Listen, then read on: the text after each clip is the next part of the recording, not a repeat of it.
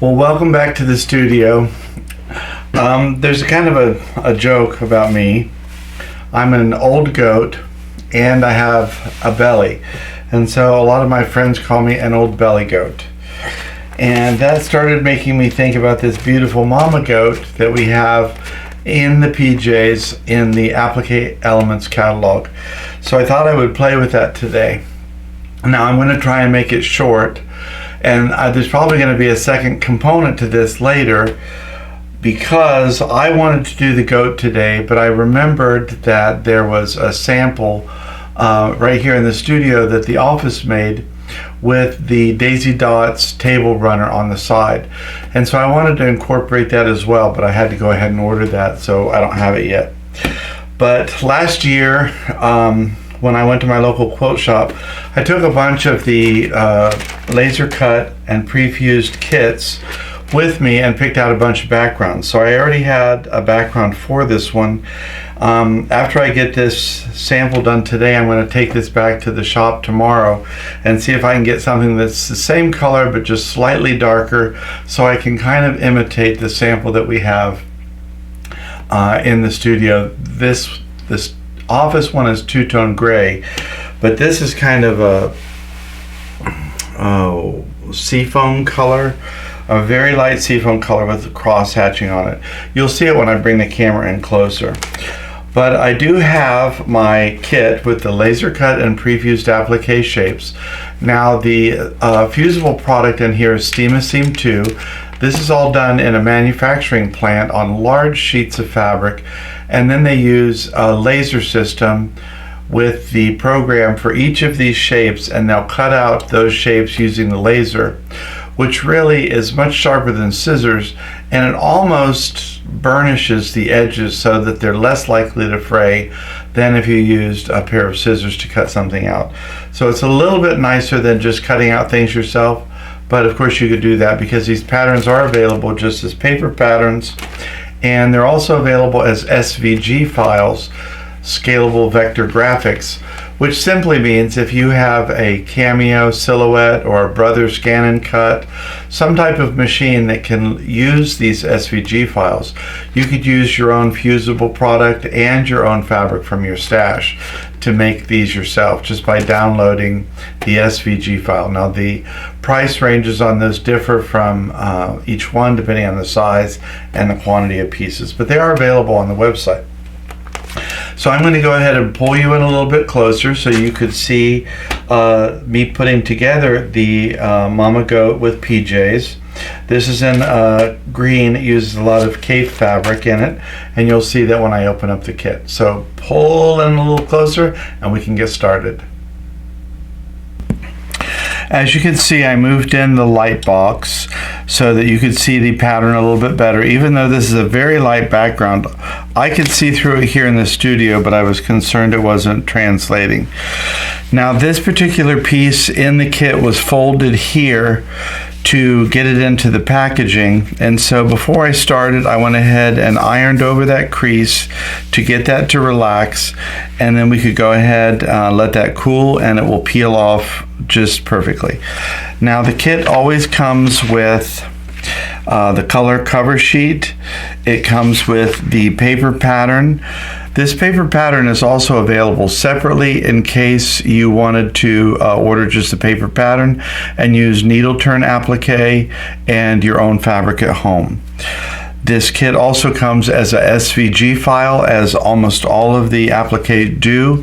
The SVG file, which stands for Scalable Vector Graphics, simply means that you could download this digital file and you could use a Cameo Silhouette or a Brother Scan and Cut or a similar type cutting machine that would cut out these shapes for you using your own fabric. It's not an embroidery format, so it won't work on an embroidery machine, but it will work for any type of fabric cutting machine that uses digital files. So we have all of our shapes, and I like to lay them out in a way that is an approximation of where the items are going to go. So I have the body, the legs, the hooves here, the head, the eyes, the horns, the bird, and our flower off to the side. So I'm going to go ahead and start. Always you can see, well, also we do have the color, the instruction sheet.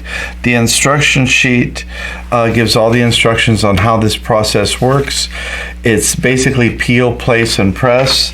All of these items have the fusible web on the back already. I'm going to scoot that forward because it keeps running into my stomach. All the fusible is already on the product, so we just simply have to peel the paper back. And I don't usually have any problem doing this in the studio. I don't know if you've ever had any issue with it at home, but the paper backing simply peels off. It has a slight bit of tackiness to it, so you could go ahead and position something, and then if you need to, you could reposition it as well. Now, some of the pieces, like these two legs, go underneath the body, and so you can simply lift up any pieces that you've previously put down and slide the piece underneath it if you need to. And that is the convenience of having the Steam-A-Seam 2, which is totally repositionable until you fuse it.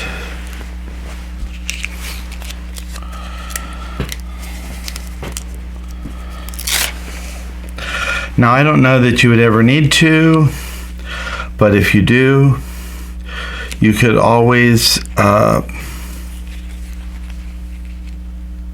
use a sharp object like the end of a needle or the end of a seam ripper to score the back of any of the pieces to get that paper to give you a location to peel from. I don't usually have to do that here in the studio.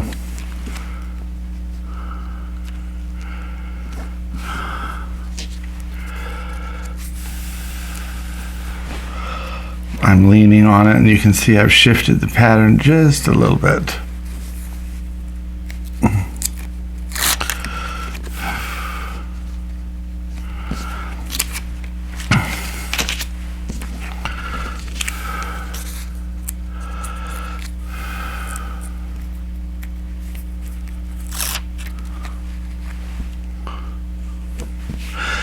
I have had several of these samples here in the studio, and sometimes what makes me choose one thing over another is just getting that perfect fabric combination that you really like. It was when I got this background fabric for the Mama Goat that really made me want to go ahead and get this together.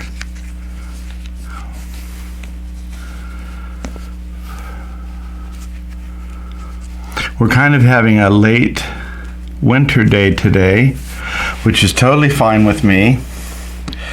We actually have snow. We've had snow the last 2 days, but compared to the rest of the country, it's a very light snow.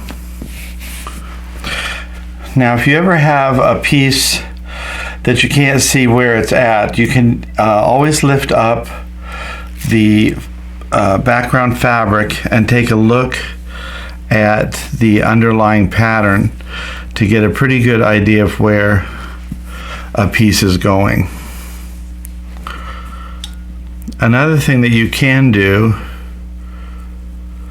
is to do compound pieces separately, and by that I just mean like you would put all the eyes together first off and then put that whole compound piece together on the pattern, and that way it helps so you can actually see what you're doing through the pattern pieces.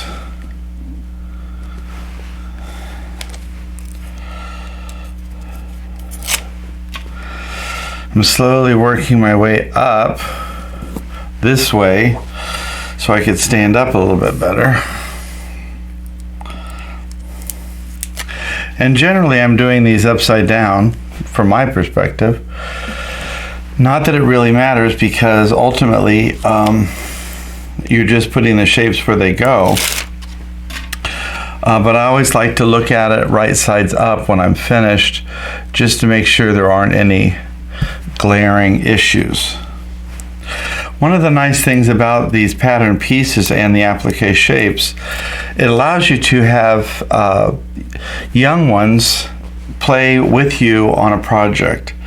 They could put the fabric pieces on top of the pattern piece just as if it was a puzzle without peeling the background off. If they were a little bit older, they could even help you peel the background pieces off and put them onto the fabric, knowing that you could always reposition something if it wasn't quite right. But sometimes that's the charm of having a finished project. When they grow up, they would have the memory of making that with their mom or their aunt or their uncle.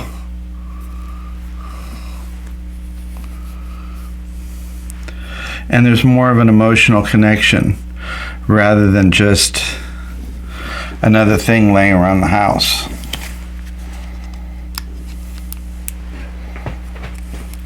This little chickadee is almost Applique Elementz mascot. I've put together so many of these over the years.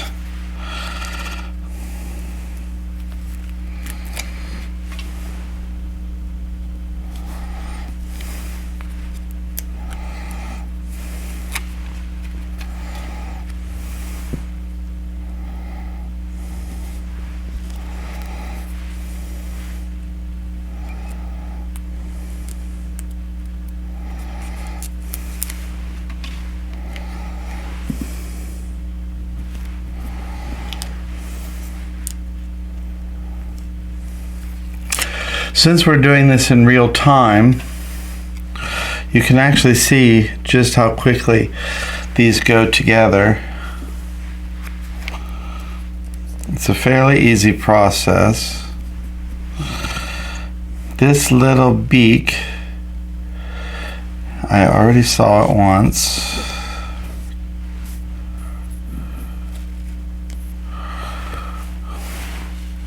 I'll have to keep an eye out for it. I don't see it at the moment. It's one of the smallest components of the kit, and it looks like I've misplaced mine. Pretty sure it will show up on the floor.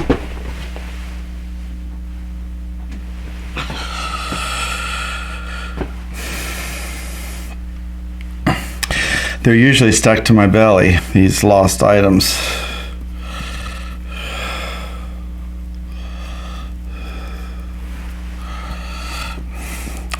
These little eyes and nostrils are usually made out of like an ultra suede product.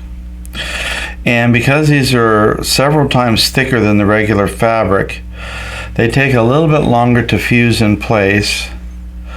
But also, because they're a little bit thicker, they're heavier, and they're most likely not to stick in place as a repositionable item. So those are the ones you have to keep an eye out for, more than many of the other shapes. So I'm going to go ahead and do my eye off of the goat's head. So I'll leave the background one on first, but I'll peel off the black section of the eye, and I can position that, and then I can peel off the next white section of the eye and put that on there, and then I can do the ultra suede. That way, because you're never going to be able to see through all of these layers. But also, you'll find that where you put that ultra suede circle for the eye really gives character and personality to the animal. And you can see I don't know exactly where that's going, but I know I'm getting it close enough.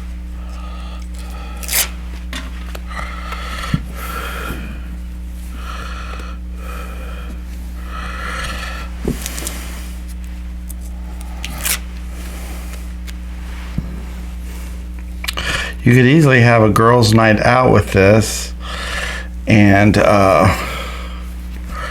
put that in the wrong place.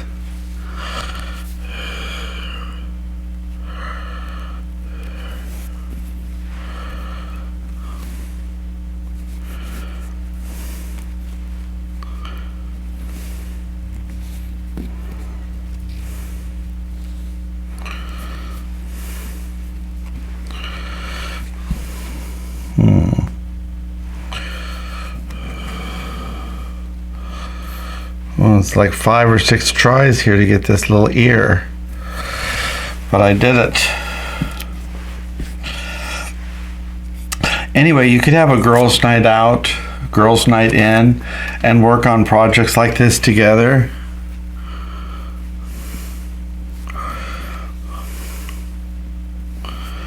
If you had one of your kids or grandkids was in the 4-H or any of the things that they do the state fair, this could be a fun little gift for them. Little goat wranglers.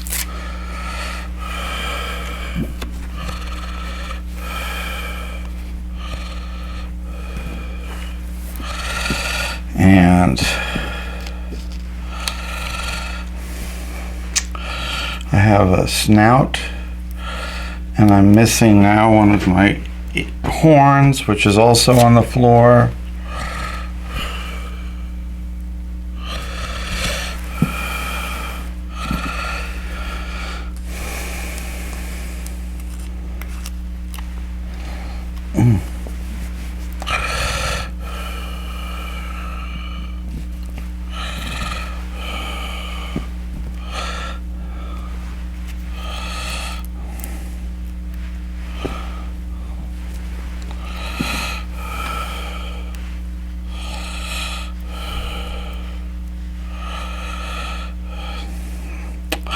I almost forgot his tail. I can see his tail component sitting here. And I've lost one of the nostrils in just this quickest minute.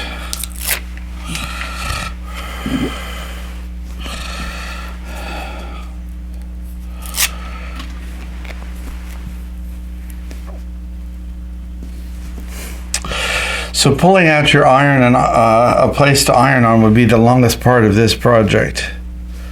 You could easily have this done in a minute. This could go on fabric, or as I said, glass, wood, anything that you could iron or blow dry on. I've used glass here in the studio.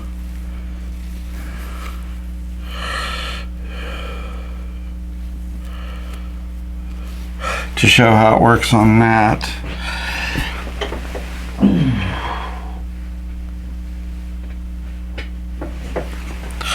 And I've managed to find both of my errant pieces, and I'm pretty surprised. This is the one good reason for trying to keep the floor swept in the studio, so you can find your little black nostrils when you drop them on the floor. So this is my last piece. I'll just go ahead and redo that.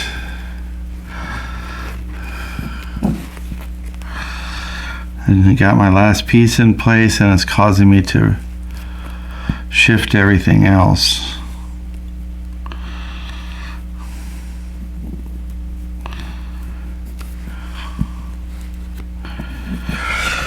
I don't know what it's going to be like this summer, because I already have beads of sweat on my head, and we're still got snow outside. So what does that tell you? So I'm going to go ahead and pull the light box out to get ready to fuse. I'm also going to pull the paper pattern out, and I'm going to look at it from the front for a second before I get to the fusing. Just because I'm looking at it upside down, something could be slightly out of place, and I wouldn't be apparent to me. So I'm going to go ahead and check that out, and then we can get to the fusing process. I put my light box away, so I'm pretty happy with the way that all of the pieces are looking. So I put my pattern away. I can go ahead and put my color cover sheet away, and I can get to the fusing process. Now I'm using an iron today, but it's a dry iron. I don't keep water in here, so I don't have to worry about the iron ever leaking or sputtering. I use moisture from a spray bottle, and that's how I get the steam component, which is what helps activate the fusible web. Now, just as the name implies, steam a seam, steam is required for this to work properly, so we don't want to skip that step. I'm also going to lay on top a Teflon pressing sheet, and the Teflon pressing sheet, as I said, if the iron sputters, it would keep the fabric clean so that the iron doesn't transfer any sputter onto the project. It also keeps the sole plate of the iron clean because the adhesive and fabric is not making any contact with the iron itself. So if there was any little bit of fusible web that would seep out from the edges of the applique, that is not going to transfer onto the iron itself. Also, it's protecting the edges of my applique, because if you ever get lazy and you just slide that iron side to side, the edge of the sole plate could crinkle up the edge of the applique. Then it's under the sole plate where you can't see it, and it's fusing a crinkled piece of fabric in your project. We don't want that. So the Teflon pressing sheet is keeping those edges clean and pressed down so we don't have to worry about the edges. There's also a little bit of an insurance policy with the Teflon pressing sheet. It's kind of like a silpat with cookies. It helps prevent any of the fabric from getting too hot and burning, just the way the silpat does on the bottom of cookies. So you do have to give the iron time for that heat to transfer through the Teflon pressing sheet and through each layer of fabric fusible, fabric fusible, fabric fusible until it gets to the background. So we want to make sure that we are fusing properly at this stage. If we fuse properly and we do any kind of machine work on top of the applique, then we won't see a lot of gumming, excess gum on the needle. That excess gumming on the needle is an indication that we didn't fuse properly at this point. If we fuse properly, there's no excess adhesive to come back up on the needle. Here in the studio, we do not top stitch any of these samples, any of the components, any of the sections. We do quilt over the applique, but we do not top stitch it. Now, you are absolutely welcome to do that if that's your jam. It's not our jam. The fusible web is completely 100% permanent as long as it's fused properly. You could wash it and dry it. Whether you top stitch or not, you're likely to get a soft edge to the applique when you wash and dry it repeatedly. We have an apron that we wear at the shows sometimes that has turkey or a chicken on it that's been washed like 10 or 12 times, and it has no stitching on it, and it's completely permanent on the apron. So you don't have to top stitch it, but we know that that's an idea that's been drummed into your head with fusible applique since the beginning of time. So you can either break the habit today, or you could go ahead and do yours however you most enjoy it. Once I get this entire block done and I feel like I've done every section, what I'm going to do is always flip the block over. I'm going to reapply a layer of mist to it for water, and at that point, since I'm on the back of the block, I wouldn't need to use the Teflon pressing sheet necessarily. You still could, but I'm going to re-moisten this with a little bit of mist spray from the spray bottle, and I'm going to go ahead and redo this entire process over again from the back side, because I want to make absolutely sure that we have fused these components properly at this stage. If you do it right the first time, you don't have to go back later and do it again. Some people think that you can press the steam-a-seam too long and that it's somehow going to evaporate, and that's simply not possible. If you over ironed, you would more likely scorch your fabric before you would ever diminish the effectiveness of the fusible.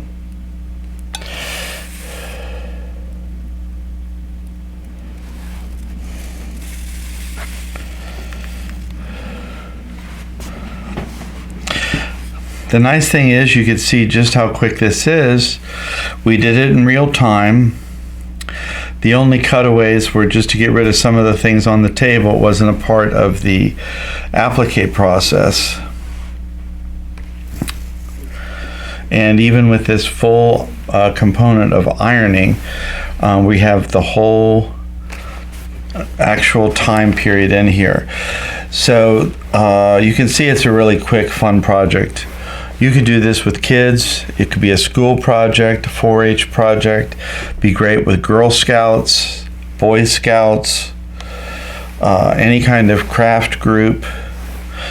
Your local guild might enjoy doing something with it for charity quilts for the kids, or gifts for like a newlywed couple or a housewarming gift. And there you have a very beautiful mama goat in her PJs, ready to go into another project, or you could apply this onto a finished project already. I'm going to be saving this because, as I said, I'm going to be adding borders and sides, and we're going to do a daisy dot table runner applique on the side to mimic the one that the office did. So that's going to be it for this part. And you can see just how easy it is. As you saw in the opening, we had the original sample of the Mama Goat in her PJs with the Daisy Dot table runner applique on it, and that's what we're going to replicate in the next part of the video. But today we have the Mama Goat in her pajamas all ready to go. This is going to have to be trimmed down maybe a ½ inch. It may not be trimmed down at all to go into the neck component, but all of the applique is finished and ready. At this point, it's all permanent. These pieces are no longer repositionable, but you can see how easy the process is. It's simply peel, place, and press. So we're going to leave it here today, and the next time in this little series of 2, we'll go ahead and get the applique violets on there, the violet colored daisy dots, and well, actually there'll be a third one because we'll quilt it at some point. But I want to thank you for stopping in today. I just want to remind you, be careful of what you put into your head, because if all you put into your head is trash, that's all you're going to get out. So be careful with what you put into your little head. Make sure you take care of yourself today and take care of each other. And until then, we'll see you next time back here in the studio.